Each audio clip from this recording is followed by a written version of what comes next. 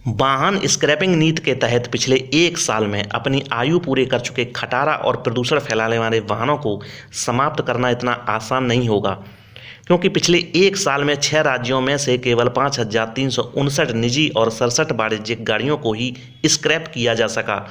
नमस्कार दोस्तों, आपका स्वागत है हमारे चैनल ग्लोबल थॉट में एक बार फिर। पिछले नवंबर 2022 के आंकड़ों के अनुसार पंजीकृत वाहन स्क्रैपिंग सुविधा केंद्रों की बात की जाए, केवल 36 आवेदनों को बिहार, गुजरात, उत्तर प्रदेश, हरियाणा, मध्य प्रदेश और असम की सरकारों ने मंजूरी दी, जिनमें से सबसे अधिक संख्या बिहार की है, जिसने 21 केंद्र बनाए हैं। स्क्रैप नीति पर अमल के साथ वाहनों के प्रदूषण पर अंकुश लगाने के लिहाज से यह साल निर्णायक असर डालने वाला हो सकता, लेकिन राज्यों में इसके प्रति कम उत्साह, बुनियादी ढांचे में कमी और इन्फोर्समेंट में ढिलाई जैसी चुनौतियों ने कई सवाल भी खड़े किए हैं।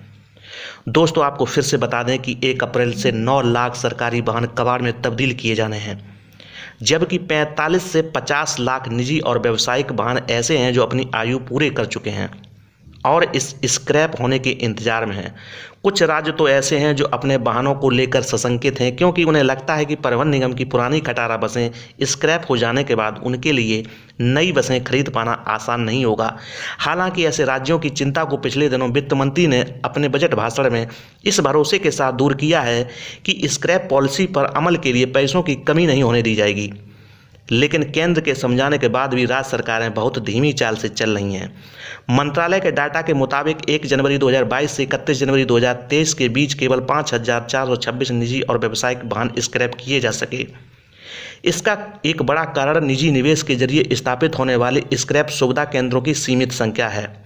आने वाले 5 साल की बात करें तो 70 से 80 वाहन स्क्रैपिंग सेंटर स्थापित होने चाहिए। इसी आधार पर अगले 2 साल में 130 से 150 ऑटोमेटेड टेस्टिंग की ज़रूरत है, जबकि 5 साल में इनकी संख्या 450 से 500 हो जानी चाहिए। दोस्तों, सरकार की इस पॉलिसी को लेकर कई लोग आलोचना भी कर रहे हैं। लोग कह रहे हैं कि इससे गरीब जनता परेशान होगी, प्रत्येक व्यक्ति नई गाड़ी नहीं खरीद सकता। इस पॉलिसी से कार और बाइक कंपनियों को फ़ायदा होगा, यानी कार लॉबी इससे मजबूत होगी। इस पॉलिसी में लाखों किसान इसकी जद में आएंगे, क्योंकि लाखों ट्रैक्टर जो पुराने हो गए हैं वो स्क्रैप हो जाएंगे। लोग कह रहे हैं कि पूरी दुनिया में इस तरीके की पॉलिसी नहीं है, इसलिए इस पॉलिसी को निरस्त कर देना चाहिए। वहीं देश के प्रधानमंत्री ने वित्त वर्ष 2023-24 के बजट प्रस्तुतिकरण के दौरान उस पर हितधारकों के साथ वेबिनार की वार्षिक श्रृंखला का उद्घाटन करते हुए कहा कि भारत की वाहन स्क्रैपिंग नीति हरित वृद्धि की रणनीति का एक अहम हिस्सा है। वाहन कटाई के काम को प्रोत्साहित करने के लिए सरकार ने इस बजट में 3,000 करोड़ रुपए का प्रावधान किया है। प्रधानमंत्री ने बताया कि आने वाले कुछ महीनों में केंद्र और राज्य सरकार की करीब 3 लाख गाड़ियों को काटा जाना है। ये गाड़ियां 15 साल से ज़्यादा पुरानी हो चुकी हैं। दोस्तों, ये सत्य है कि सरकार की इस स्क्रैप पॉलिसी के तहत बड़ी बड़ी व्हीकल कंपनियां मालामाल होंगी, क्योंकि स्क्रैप पॉलिसी के लिए कई कंपनियां अपनी बिक्री बढ़ने के इंतजार में बैठी हुई हैं। अभी हाल ही में भारत की बड़ी auto maker company Tata motors ने जयपुर में अपना पहला registered vehicle scrapping facility recycle with respect शुरू किया। इसकी क्षमता हर साल 15,000 वाहनों की है और यहाँ जिन वाहनों का समय पूरा हो चुका उन्हें पर्यावरण का ध्यान रखते हुए स्क्रैप किया जाएगा। इसका परिचालन टाटा मोटर्स के गंगानगर वाहन उद्योग प्राइवेट लिमिटेड द्वारा किया जा रहा है। यहाँ सभी ब्रांड के कमर्शियल वाहनों को स्क्रैप करने की अत्याधुनिक व्यवस्था है। वहीं मारुति कंपनी के अनुसार 2023 ऑटो इंडस्ट्री को बूम मिलने की पूरी संभावनाएं हैं। मारुति सुजुकी इंडिया के वरिष्ठ अधिकारी के अनुसार सरकार द्वारा पेश किए गए बजट में स्क्रैप पॉलिसी से ऑटो इंडस्ट्री को बूम मिलने की पूरी उम्मीद है।